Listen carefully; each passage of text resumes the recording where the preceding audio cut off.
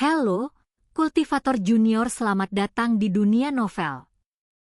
Mari kita lanjutkan kultivasi berikutnya di Martial God Asura.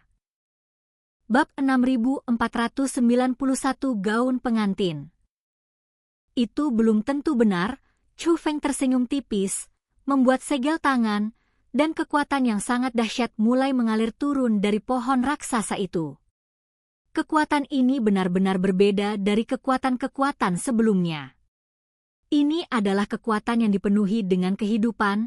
Setelah kekuatan ini dilepaskan, pohon raksasa itu mulai layu dengan cepat.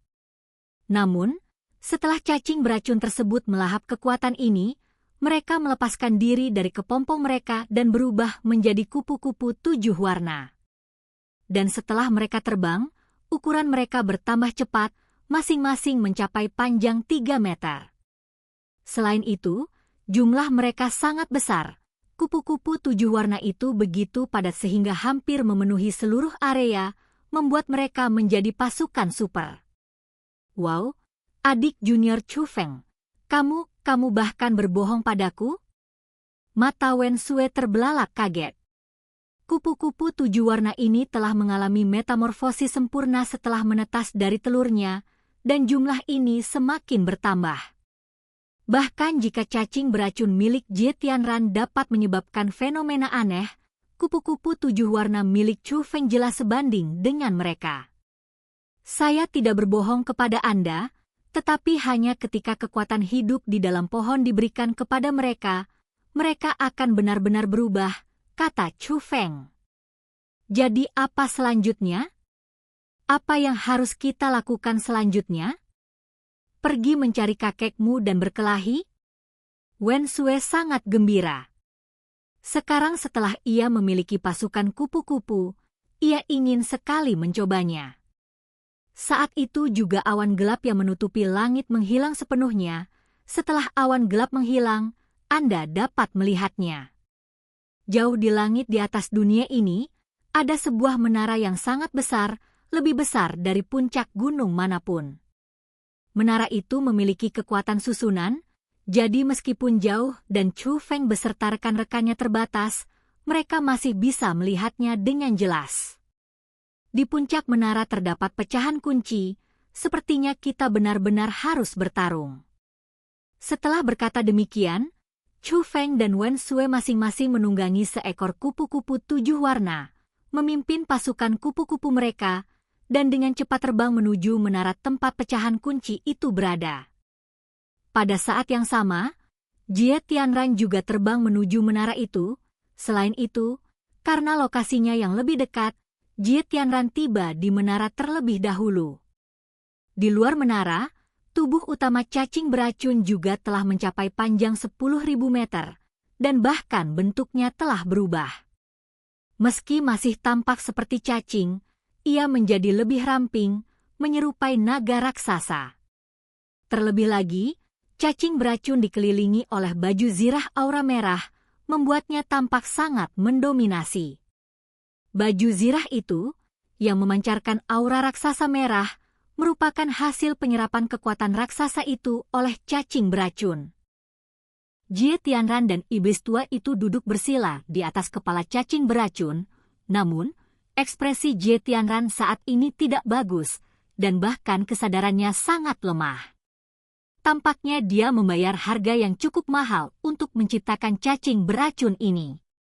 Oleh karena itu, pada saat ini, matanya tertutup dan tubuhnya dikelilingi oleh kekuatan penghalang, karena ia menggunakan metode untuk menyesuaikan keadaannya. Jie Tianran, aku merasa penghalang ini tidak benar. Mungkinkah cucumu belum menyerah? Monster tua itu menatap Jie Tianran. Mereka tiba di menara, tetapi tidak dapat benar-benar menyentuhnya karena ada penghalang yang menutupnya. Mendengar ini, Jie Tianran juga membuka matanya, namun belum ditemukan solusinya. Hal ini membuatnya tampak gelisah. Pengalaman masa lalunya memberitahunya bahwa apa yang dikatakan monster tua itu mungkin adalah jawaban yang benar. Ada pesaing di sini juga. Tak lama kemudian, Jie Tianran dan iblis tua itu pun mengalihkan pandangan mereka ke arah yang sama. Sekelompok besar objek 7 warna terlihat terbang cepat di kejauhan. Itu benar-benar seperti hantu yang terus-menerus. Baiklah, setelah berbicara, Jie Tianran mendesak cacing beracun untuk menyerang langsung ke Chu Feng. Chu Feng bersiap dan menunjuk jarinya, kecuali kupu-kupu di bawahnya dan Wen Sui yang tetap tidak bergerak. Pasukan kupu-kupu yang tersisa saling terkait dan menyatu menjadi tombak kupu-kupu yang mereka tusukkan ke arah cacing beracun.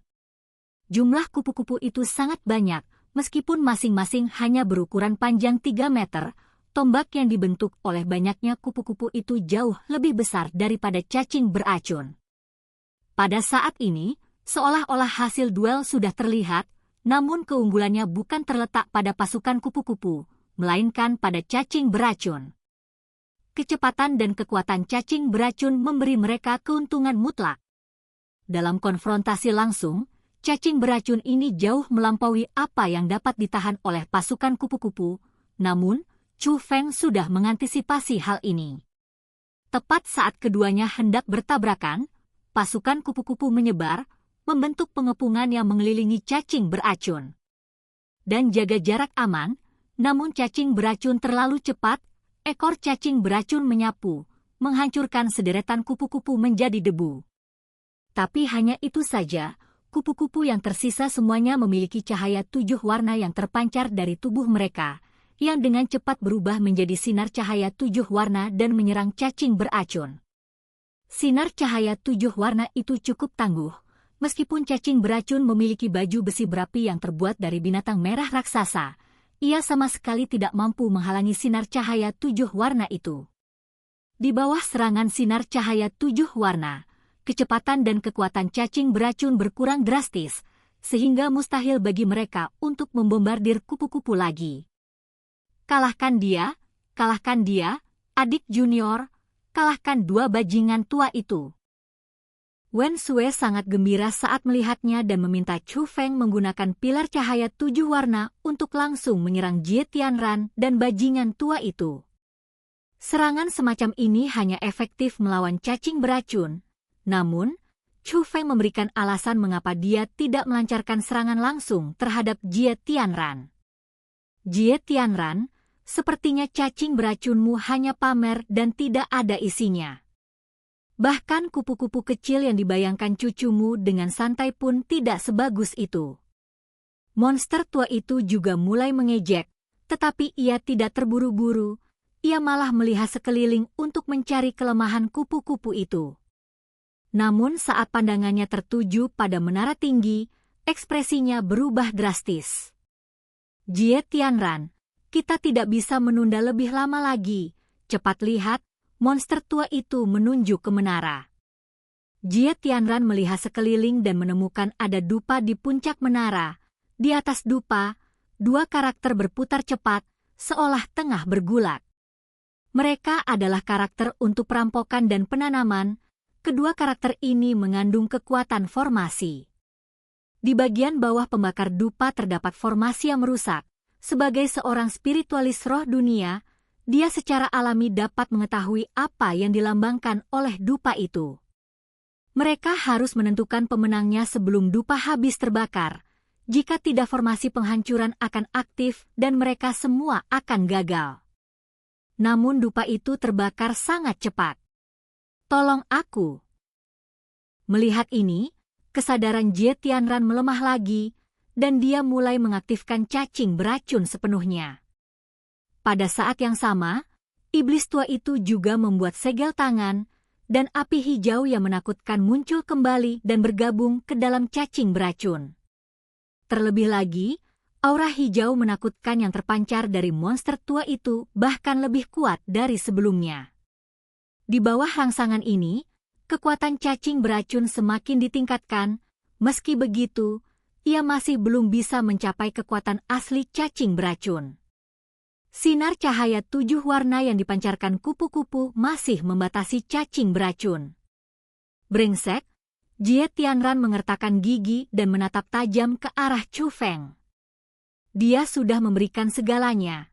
Jika ini berlarut-larut, hanya akan berakhir pada situasi yang merugikan semua pihak. Namun dia kehabisan pilihan, tetapi pada saat itu, cacing beracun memancarkan cahaya yang menyilaukan, dan kemudian tubuh besarnya mulai menyusut. Akhirnya, ia berubah menjadi kepompong yang panjangnya hanya 10 meter.